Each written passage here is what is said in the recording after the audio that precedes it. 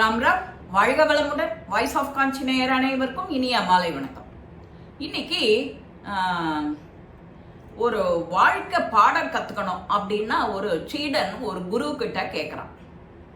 நாம துல்லியமான வாழ்க்கை பாடம் கத்துக்கணும்னா எப்படி கத்துக்கணும், யார்கிட்ட இருந்து கத்துக்கணும்? ஒரு சின்ன எக்ஸாம்பிள் மூலம் அவர் சொல்றார். நீ ஒரு பூனை கிட்ட இருந்து கத்துக்கலாம் அப்படிங்கிறார். இந்த சீடனுக்கு ஒரே குழப்பமா இருக்கு. பூனையா? பூனை கிட்ட இருந்து என்ன பாடம் அப்படின்னு. பூனை தன்னோட குட்டி குஞ்சுகள் எல்லாம் அப்படியே லாவகமா அழகா தூக்கிட்டு போகும் ஒரு இடத்துல இருந்து இன்னொரு இடத்துக்கு. அது பூனையோட ஸ்பெஷாலிட்டி. அதுக்கும் எல்லார் மாதிரியும் பல்லு இருக்கு. அது கவ்விண்டு போச்சுன்னா அவ்வளவு மிருதுவா எடுத்துட்டு போகும் தன்னோட குட்டியில. இதே பாஞ்சு தனக்கு ஆகாரத்தை எடுக்கிறது எலிய அப்படின்னா ஒரே கவ்விடும். ஒரே பல்லுதான், வித்தியாசம் இருக்கு.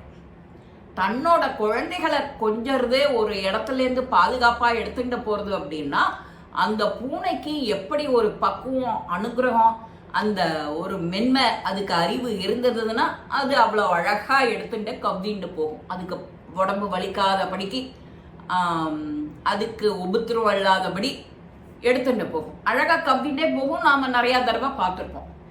இதே அதுக்கு ஆகாரம் வேணுங்கும் போது அப்படியே 8 கால் பாய்ச்சல்ல பாஞ்சு அப்படியே கவ்விண்டு போயிடும். இந்த கவ்விண்டு போற பூனையும் இந்த குஞ்சுகளை எடுத்துட்டு போற பூனையிலையும் பார்த்தேன்னா நீ பாடம் கத்துக்கலாம்.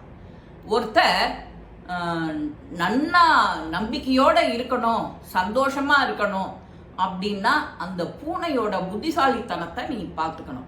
தன்னோட எதிரிய வீழ்க்கணும் அப்படிங்கும்போது அது எப்படி கோபமா ரியாக்ட் பண்றது, அத மாதிரி நீ ரியாக்ட் பண்ணணும். அவ்வளவுதான் வாழ்க்கை. இந்த வாழ்க்கையில இந்த 2 விஷயத்த பார்த்து நீ கத்துக்கலாம். அது பூனை கிட்டேந்து உடனே கிடைக்கும் உனக்கு. அந்த 2 விஷயங்களும் உனக்கு வாழ்க்கையில ரொம்ப ரொம்ப இன்றியமையாத பாடம் அப்படின்னு சொல்ற.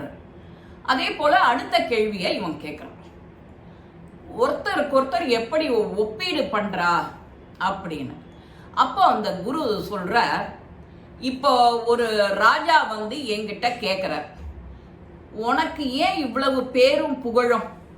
நீ சாதாரண சன்னியாசி, துறவி, ஞானி, ஒரு குரு, உனக்கு எப்படி இவ்வளவு பேரு புகழ்? என்னை விட உனக்கு எப்படி பேரு புகழ் கிடைக்கிறது அப்படின்னு கேட்கிறார். அதுக்கு அந்த குரு என்ன சொல்றாரு அவர் ராஜா கிட்ட,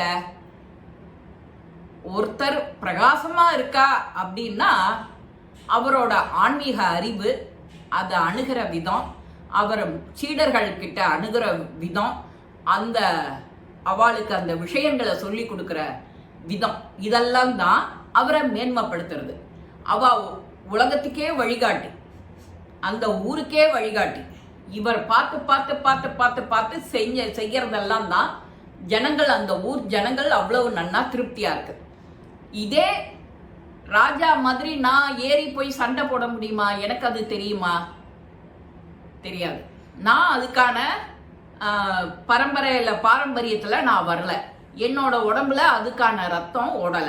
அவன் ராஜா பரம்பரை, ராஜா அப்பா ராஜா, அப்பாக்கு இவனோட தாத்தா ராஜா, தாத்தாக்கு தாத்தா ராஜா, அந்த வம்சாவளியே ராஜா. அவனுக்கு அதே பிளட். ஒருத்தர் அண்டை நாட்டுல படையெடுத்துட்டு வரான், நாட்டு மக்களை காக்கணும்னா உடனே ஒரு ஜம்ப் ஏறி குதிரை மேல உட்காந்து போயிடுவான். யானைப்படை, குதிரைப்படை, போர், வாழ் வீச்சு எல்லாத்தையும் பண்ணிடுவான். நாட்டு மக்களை காப்பாத்துவான்.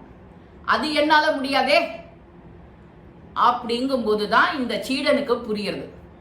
யார் யாருக்கு எது எது எப்படி எப்படி பகவான் கொடுத்துருக்கானோ அதுல நீ செம்மையாச்சுன்னா இந்த ஒப்பிட்டு பார்க்குற பழக்கம் இருக்காது. வாழ்க்கை எப்படிங்கிறது உனக்கு தெரியும்.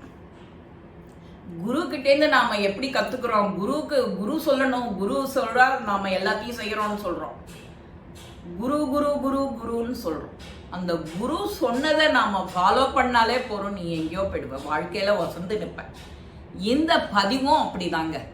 இந்த பதிவு உங்க எல்லாருக்குமே பிடிச்சிருக்கும். லைக் பண்ணுங்க, ஷேர் பண்ணுங்க, பெல் பட்டனை கிளிக் பண்ணுங்க, சப்ஸ்கிரைப் பண்ணுங்க, கமெண்ட்ஸ் பாக்ஸ்ல கமெண்ட்ஸ் போடுங்க. ஸ்ரீ மகாபிரிவா திருவடிகளே சரணம். நல்லதே நடக்கும். ஆனந்தமா இருப்போம் நண்பர்களே. வாழ்க வளமுடன்.